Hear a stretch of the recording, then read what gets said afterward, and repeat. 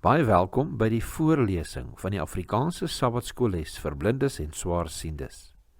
Hierdie lesse word voorsien deur die Wêreldkonferensie van die Sewende Dag Adventiste Kerk. Die voorlesing van die les word aan u gebring deur SSL in samewerking met Adventiste Wêreldradio Afrikaans en word voorgeles deur Marlena Nel.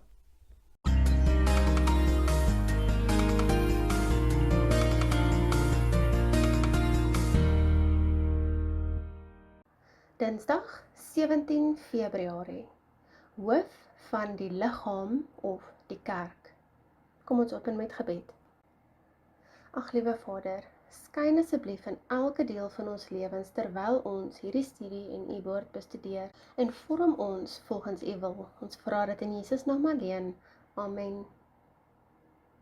Lees Efesiërs 1 vers 22 en Kolossense 2 vers 10. Wat beteken die woord hoof in hierdie skrifgedeeltes? En wat bedoel Paulus wanneer hy Jesus die hoof van die gemeente noem? Ons lees Efesiërs 1 vers 22. En hy het alle dinge onder sy voete onderwerp en hom as hoof bo alle dinge aan die gemeente gegee. Ons lees Kolossense 2 vers 10. En julle het die volheid in hom wat die hoof is van alle owerheid en mag. Ons lees ook Efesiërs 5 vers 23. Want die man is die hoof van die vrou, soos Christus ook die hoof is van die gemeente en hy is die verlosser van die liggaam. Dit is vanselfsprekend om die woord hoof in 'n metaforiese sin te gebruik wanneer daarna 'n leierskapsposisie verwys word, soos wat dit in tallose talle in die wêreld weerspieël word. Ons vind soortgelyke gebruike daarvan reg deur die Ou en Nuwe Testamente. Let op hoe hoof in die volgende verse gebruik word. Punt nommer 1, Eksodus 18 vers 25. Moses het bekwame manne uit die hele Israel gekies en hulle as hoofde oor die volk aangestel, owerstes oor 1000, owerstes oor 100, owerstes oor 50 en owerstes oor 10. Punt nommer 2, Numeri 31 vers 26. Die familiehoofde van die vergadering. Punt nommer 3, Deuteronomium 28 vers 13. God sal jou die kop, in Engelse vertalings head, en nie die stert maak nie, as jy luister na die gebooie van die Here jou God. Punt nommer 4, Jesaja 7 vers 8. Want Damaskus is die hoof van Aram en Resin die hoof van Damaskus. Punt nommer 5, Hosea 1 vers 11. Dan sal die kinders van Juda en die kinders van Israel vir hulle een hoof aanstel. Punt nommer 6, Micha 3 vers 9. Hoofde van die huis van Jakob en owerstes van die huis van Israel.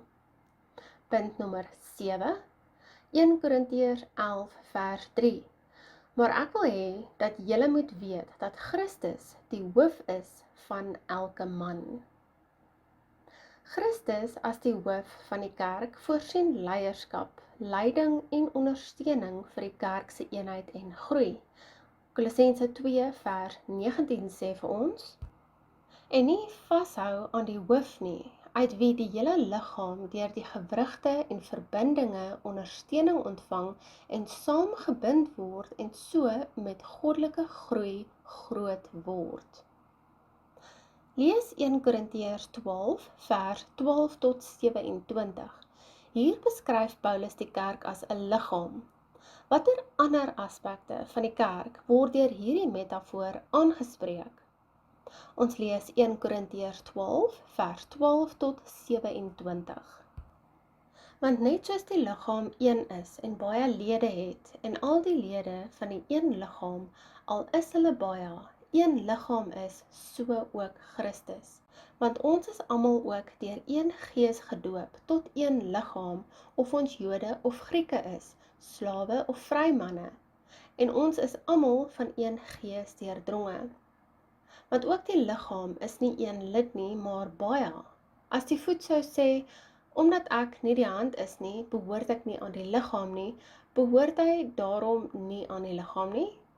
En as die oor sou sê, omdat ek nie die oog is nie, behoort ek nie aan die liggaam nie, behoort hy daarom nie aan die liggaam nie?